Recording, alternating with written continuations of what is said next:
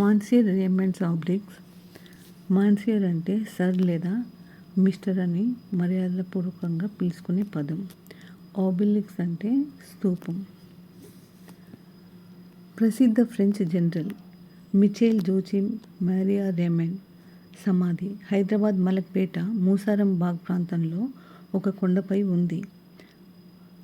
French దేశానికి చెందిన Raymond 1775 సంవత్సరంలో భారతదేశంలో అడుగుపెట్టి మైసూరు రాజ్యానికి ప్రసిద్ధుడైన ముస్లిం పాలకుడు మరియు యోధుడు. ఇతని తండ్రి టిప్పు సుల్తాన్ 18వ శతాబ్దంలో బ్రిటిష్ ఈస్ట్ ఇండియా కంపెనీకి వ్యతిరేకంగా జరిగిన యుద్ధాల్లో హైదర్ అలీ కీలక పాత్ర పోషించాడు. అలాంటి హైదర్ అలీ దగ్గర మొదటిగా మన రేమండ్ గారు పనిచేశారు. అటు తరువాత హైదరాబాదుకు వచ్చి రెండవ నిజాం అలీ ఖాన్ దగ్గర సైన్యంలో చేరి అద్భుతంగా పనిచేస్తూ ఉన్నత స్థానాన్ని సంపాదించుకున్నారు. నిజాం సైన్యాన్ని ఆధునీకరించడంలో కీలక పాత్ర పోషించారు. హైదరాబాద్ గన్ ఫౌండరీలో తుపాకుల కర్మాగారాన్ని స్థాపించారు. స్థానికులు ఈయన్ని గౌరవించేవారు. హిందువులు మూసారాం అని పిలిచేవారు. ముస్లింలు మూసా రహీంగా పిలుచుకునేవారు. ఇప్పుడు మనకు కనిపించే స్తూపం యానా జెనెట్ ఎలిజబెత్ జెంకిన్స్ అనే ఒక మహిళది. ఎలిజబెత్ భర్త కూడా గొప్ప సైన్యాధికారిగా పనిచేసి ఎంతో గొప్ప పేరు తెచ్చుకున్నారు. అతని గురించి ఎక్కువగా లేదు. మరి అతని మీద ఉన్న అభిమానంతో మరి ఈ ఎలిజబెత్ గారికి ఈ విధంగా సమాధి స్తూపం కట్టారేమో తెలియదు. ఇక్కడ మనకు కనిపిస్తున్న స్తూపం వేరు, సమాధి వేరు, రెండు ఒకటే కాదు. చాలామంది రేమండ్ గారి భార్య అని వాళ్ళ కూతురు అని అంటారు. ఈ రెండు నిజం కాదు.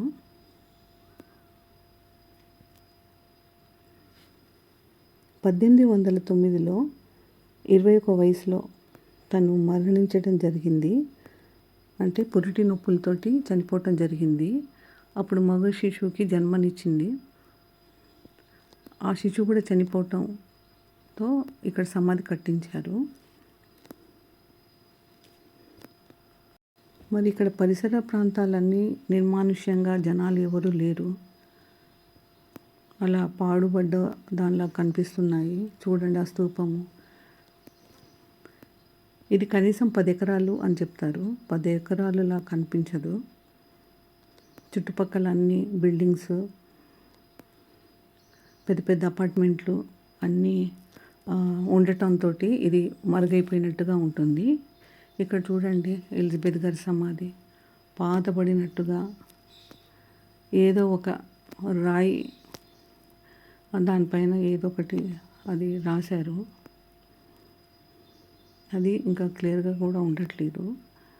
ఇక మనం ఈ విధంగా ముందుకు వస్తే మన రేమండ్ గారి సమాధి కనిపిస్తుంది. ఇక్కడ కొంచెం అభివృద్ధి చేశారని చెప్తున్నారు. ఏమంటే ఆ నాపరాలు వేశారు, కొన్ని కూర్చోవటానికి బల్లాలు వేశారు. సందర్శకులు వచ్చి కూర్చోవటానికి ప్రశాంతంగా ఉంటుంది. నిర్మానుష్యంగా కూడా ఉంది, కానీ జనాలు ఎవరు లేరు. మనకి ఇక్కడ కనిపిస్తున్న గదిలో ఒకప్పుడు సైనికులు నివసించేవారు. మరి గుర్రాలు కూడా ఉండేవని చెప్తున్నారు. నిజాం కాలంలో ఫ్రెంచ్ జనరల్గా ఎదిగి వేలాది మంది సైనికులకు శిక్షణ ఇచ్చారు. హైదరాబాద్ను ఏలిన రెండవ నిజాం అలీ ఖాన్ మరి సైన్యంలో గొప్ప సేవలు అందించిన మన రేమండ్ గారికి జ్ఞాపకార్థంగా నిర్మించిన ఈ కట్టడమే రేమండ్ స్తూపం. ఈ స్తూపం పొడవు 23 అడుగులు అంటే 7 మీటర్లు ఎత్తులో ఉంది.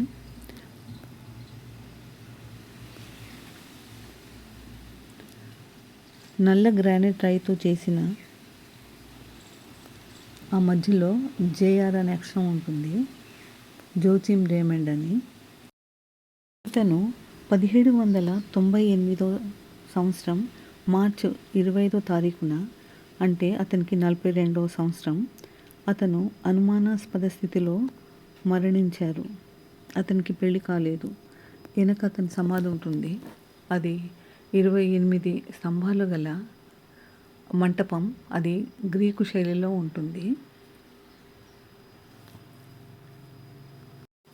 మరి అప్పటి కాలంలో మరి నిజాం అలీ ఖాన్ గారు మరి ఇతని యొక్క పనులను బట్టి అతనికి స్తూపం కట్టించారు అప్పటి కాలంలోనే.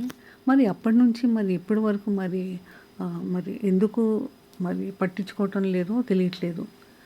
అతను చేసిన పనులను బట్టి అతనికి ఈ విధంగా గౌరవం ఇచ్చారు. మరి మనం ఎందుకు ఇవ్వలేకపోతున్నామో తెలియటం లేదు. చాలామందికి అసలు ఇక్కడ మలక్పేటలో అసలు ఈ స్తూపం ఉందని, ఈ రెమండ్ సమాధి ఉందని కూడా తెలియదు. ఏది ఏమైనా ఇలాంటి చారిత్రకమైన కట్టడాల్ని మనం కాపాడుకోవటం, ముందు ఉన్న తరాలకి ఈ విధంగా ఉన్నాయని చెప్పటం, చూపించటం చేస్తే బాగుంటుంది. ఈ చారిత్రక కట్టడాన్ని కాపాడుకోవటానికి ప్రభుత్వాలు మరి ఫ్రెంచ్ ప్రతినిధులు పునరుద్ధరణ పనులు చేపడుతున్నారని తెలిసింది. సంతోషం. మరి ఒకసారి మిచెల్ జోచిమ్ మ్యారీ రేమండ్ గారిని, అంటే మాన్సూర్ రేమండ్ గారిని మనస్ఫూర్తిగా గౌరవిద్దాం. ఇక్కడ మనకి ఎదురుగా కనిపిస్తున్నాయి 2 చిన్న సమాధులు. ఎలిజబెత్ గారికి జంతువులు అంటే ప్రేమ కదా. కనిపించే చిన్న సమాధులు, ఒకటి కుక్క, ఒకటి పిల్లి, వీటిని అలాగే ఉంచారు. మరి ఈ ప్రాంతాన్ని మరి అనేకులు తెలుసుకొని వచ్చి దర్శించాలని మరి నేను కోరుకుంటున్నాను.